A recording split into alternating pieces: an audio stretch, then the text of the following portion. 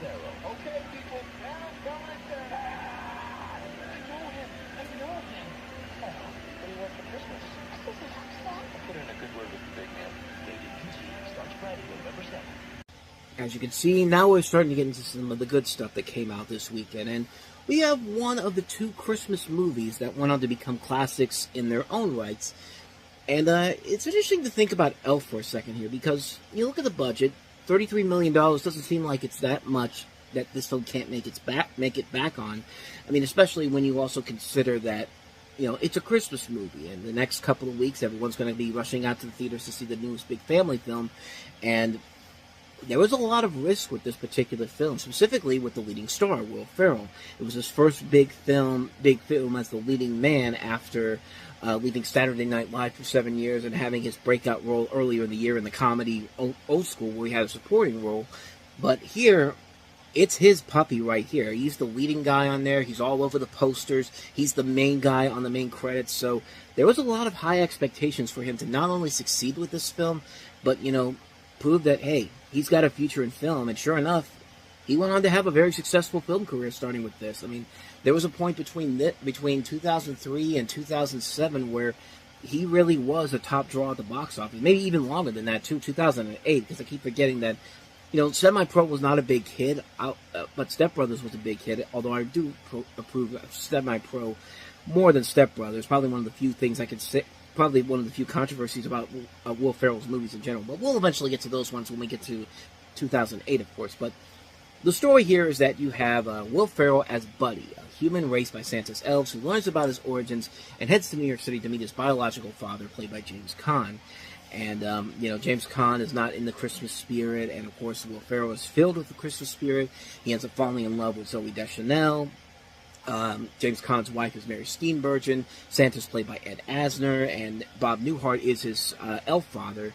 And this is directed by Jon Favreau, and this was also a gamble for him because this is his first time tackling a big project like this after Swingers and Made, and the results have spoken for themselves. Not only did this film become a massive hit when it came out, it has become a Christmas classic in many, many ways, spawning musicals, which actually led to a stop-motion animated spin-off movie on NBC a couple years ago, which that's a really underrated movie. It has Jim Parsons as the voice of Buddy in there.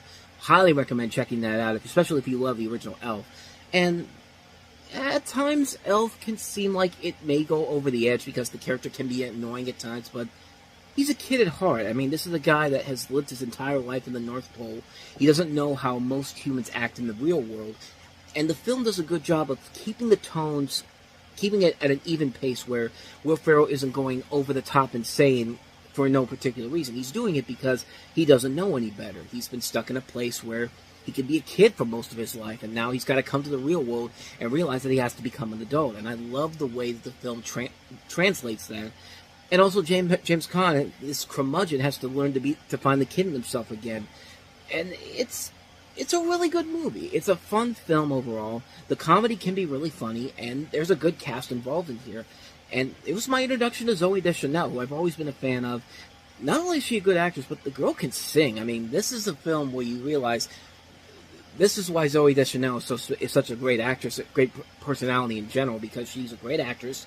She can sing and that's always great when you can both act and sing really well. And case in point here, but her chemistry with Will Ferrell works well enough that the film really does have that sentimentation as a Christmas classic. And yeah, in a time when, you know, there wasn't like you know, Christmas, you know, it's very hard to get a Christmas classic of this caliber anymore. We've had movies where they received well, have had lasting legacies throughout television over the last couple of years, including, you know, like the criminally underrated Arthur Christmas. Then there's been times when they tried to make hits out of his Christmas classics and hasn't worked out quite well, but you still see him playing on TV every year, like Fred Claus, Four Christmases, Christmas with the Cranks. But this is one where, in the last 20 years, this is the one that has been played on TV the most. It's the one that's been hailed as one of the great Christmas movies of all time. And it's kind of hard not to see why. It does everything right. It never goes over the boundaries where it can get really annoying really fast. It's a perfectly even balanced film. I mean, what more can I say, man? Elf is a classic film. I can't recommend it enough.